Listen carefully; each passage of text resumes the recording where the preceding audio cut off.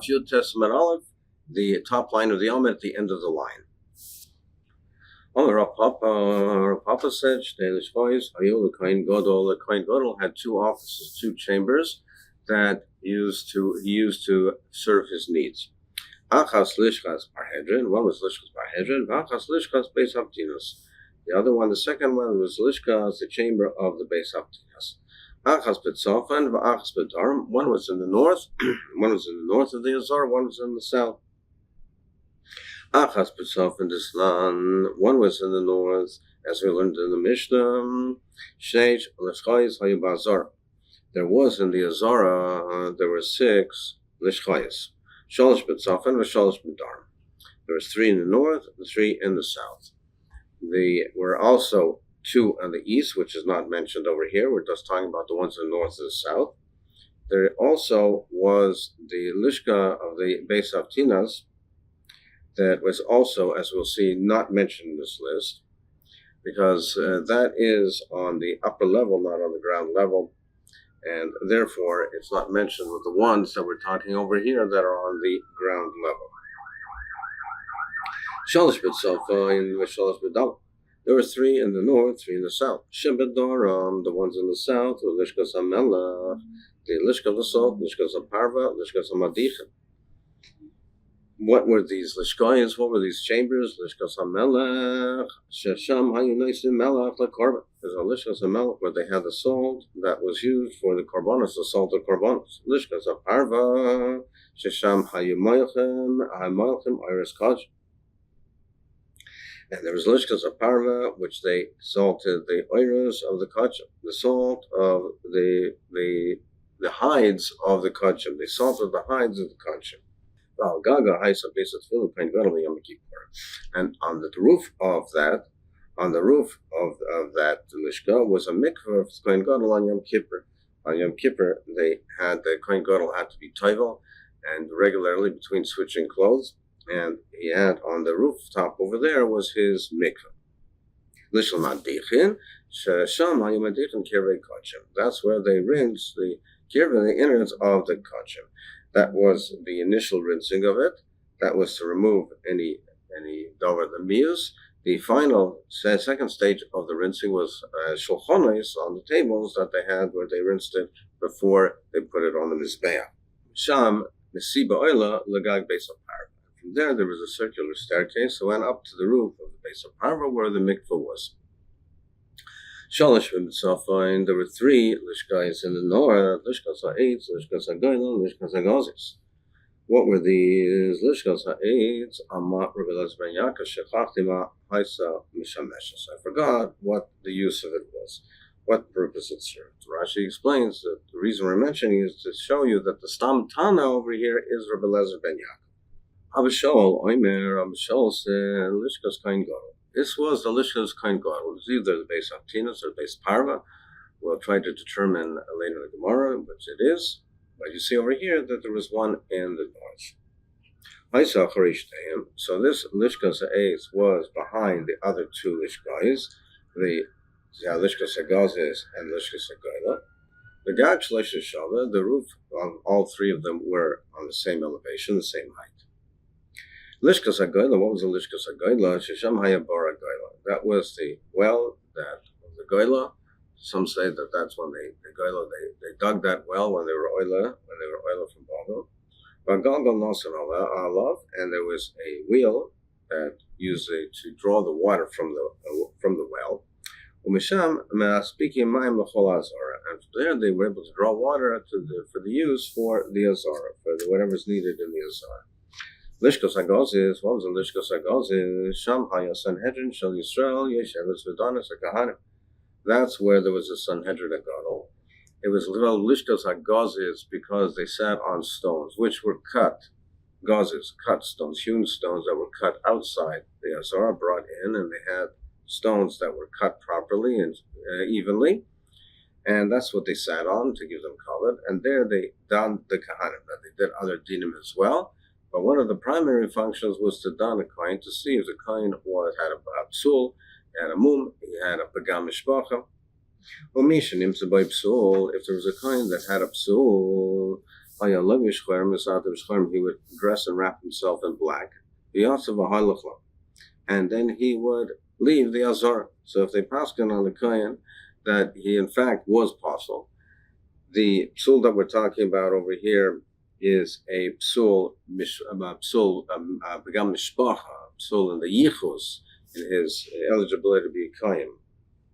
But if he was not, if it was a psul of a mum, then he would still serve other functions. He would remove the worms from the firewood. So, but however, if he had a psul begam mishpacha, then yatsav halachla, he would leave the azor. Or shalonim by psul, but a coin that was found that Sanhedrin found him to be kosher. Hayalevish lavanim misat lavanim. He would dress in white, wrap in white, and he would continue and he would serve with the rest of the kahanim. Achas bedar. So it says that one of the Kohen Gadol's chambers was in the south. Now we just learned that one was in the north. One was in the south. It's not, because we learned about the gateways. It's not Shiva Sha'arim Hayabazor. There were 7 gateways leading into the Azor. Shleisha B'Tzaf and Shleisha B'Darim, 3 in the north and 3 in the south. And there was one that was in the east. Shibadarim Shahad Lake. In the south, there was Shahad Lake. So it was called Shahad Lake. That was, Rashi says, we don't know why it was called Shahad Lake. Sheni Lo Shahad Korban. The second one was Shahad Korban. Rashi says also we don't know why it was called that way. Shlish Lo Shah HaMaim. That was called Shah HaMaim. On Sukkot, the water that was brought through the Nisuch HaMaim was brought through that gate. Shibim Mizrach Shah Nikolim. In the east was Shah Nikolim. That was the gateway on the east, that main entrance to the Azor. And there were 2 chambers on that side, on the east side. One to the right of the Shan corner, one to the left.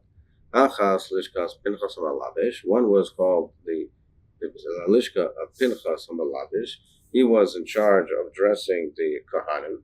So, and they were stored in this Lishka, and he was in charge of, this is where they stored the clothes for the Big Day Kohen, Big Day Kahuna, and he was in charge of it, and this is where it was stored, and this is where they would dress the Kohanim. And the other one was a Lishka for making chavitin. The Kohen Gadol brought a mincha every day. He brought in a saran, machsisa b'bayker, and machsisa b'erev. It's called a chavitim because it was made in a machvas. That was the pan that it was made in. So this was the lishka of the ones who made the chavitim. Shebetzof and Shar Nitzos. In the north was the Shar Nitzos, binyan achsadra haya. It was built like an achsadra, meaning like a pavilion, that one side of it was open, 3 sides were closed. So therefore, that's why it was called also the Shar Nitzos, on the rays, because the rays of the sun could be seen through that. So that's why it was called the Shara Nitzos. That's the way the Rosh learns. And there was on a upper story that was built on top of it. There was the Shaimim, there were the guards. The Kohanim were on top, and the Levim were guarding from below. And from there it had an opening to the Chel. The Chel was outside the Azor. It was on the Harabayas, but it was an area that was more Mekudesh than the rest of the Harabayas. And it was an area that Tmei Meis could not enter, or Goyim could not enter. And it was surrounded by a lattice fence called the Sire. Sheni Loi Shara Carbon. The second gate from the west, the second one coming from the west, was the Shara Carbon. That was the gateway where they brought the animals to be shechted, the kachim, which had to be shechted in the north and the south, that was brought through that gateway. Shlishi lo yishar beis hamaykin. The third gate from the west was the beis hamaykin. The shar beis hamaykin, that was where they had a fire there. They keep the kohanim warm, and there was other lishkais open to it. The Tanya, we learned in the Baraisa, Chamish Tfilos Vasar Kiddushin, Taival Kohen Gadol Makadosh Baviyah. On Yom Kippur, Kohen Gadol was Taival 5 times, and 10 times he did Kiddush Yadayim Raglayim, that he washed his hands and his feet from the waters of the Kir. V'kulam HaKodesh Al Gag Beis HaParva, all of it were done in the Azara, in the Malkum that was Kaddish, on the rooftop, on the mikvah that was on the Gag Beis HaParva, Chutz Mizu, except for the first tefillah, which was a standard tefillah, which was not a tefillah that was specific to Yom Kippur. It was a standard tefillah that before entering the Azara, Shaisa B'chol Al Gabe Shar Hamayim, which was done in the area which was outside the Azara, on top of the mikvah that was above the Shar Hamayim. That was the first one was done. They built a mikvah on that area. Ubitzat Lishkasa Isa, and it was next to his lishka. So we see that the Kohen Gadol had a lishka also on the north side. That he had one on the north. Previously we saw the south, now the north. Now I don't know lishkas bar hedrim mitzofa in lishkas beis haftinas bedarim. I don't know which was in the north, which is in the south. Is Parhedrin in the north? That's where it was. The Parhedrin, Lishkas Parhedrin is where he slept, and the Lishkas Beis Haftinas, where he was taught to do the Chafina for the Keteris, was in the south. Or Lishkas Beis Haftinas B'tzafin, or Lishkas Parhedrin B'Dorim, or just the opposite. So the Gemara says, Mistabra, the Lishkas Parhedrin B'Dorim. It's Mistabra to say that the Lishkas Parhedrin was in the south. My time, what's the reason? Because, as we'll see, if we assume that Lishkas Parhedrin was in the south, and that's where he slept, the Seder Hayom, it would be to flow much easier, and it would be less cumbersome. It would be with less of a tircha. My time, because Makdim Yomi Masechet Yoma in the Seder Hayom, the daily schedule. So first he would get up, and he would relieve himself.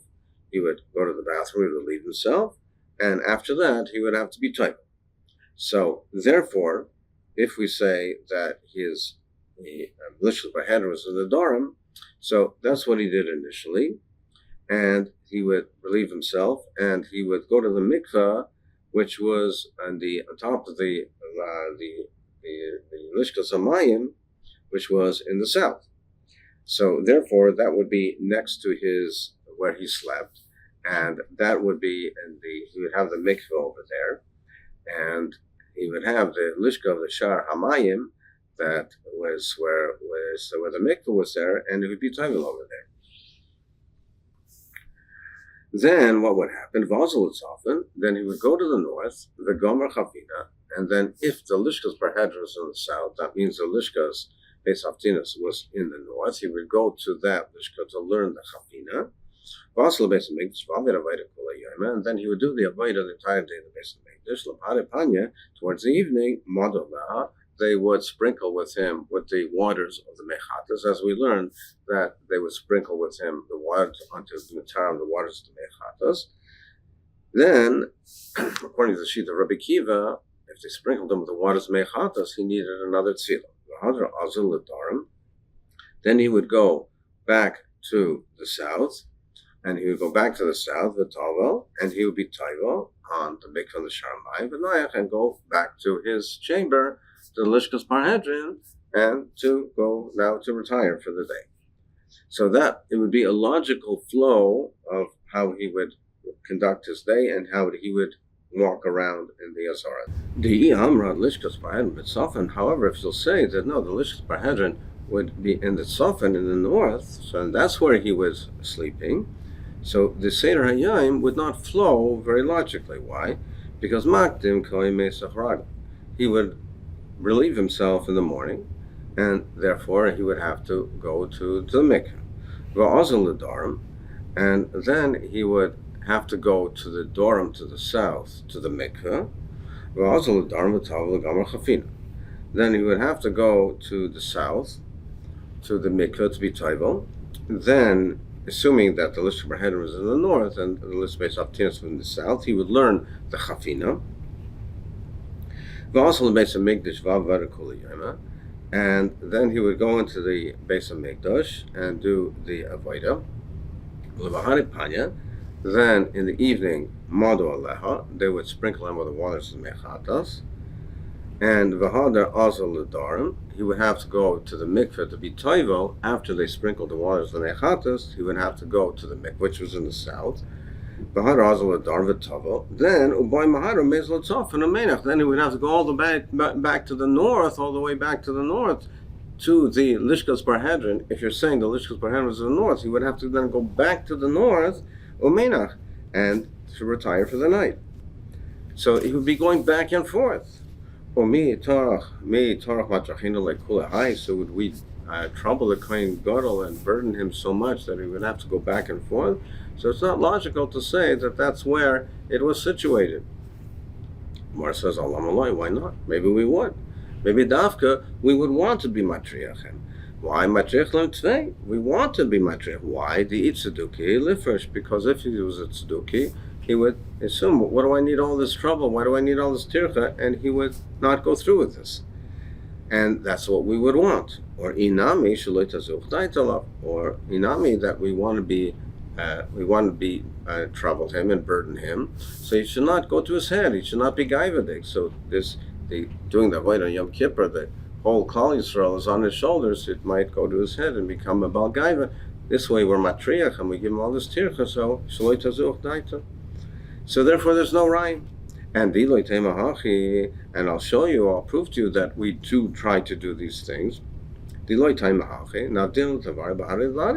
Why not make both of the lishkois next to each other? That'd be the most convenient. Or have one big chamber where you could do both. Why have two? Elamai, you see that we specifically do try to be matriachim a little bit, in order that if he's a tzeduki, he should be pirish, shlit tazuch daita. So therefore, you have no raya where the location of the lishka is.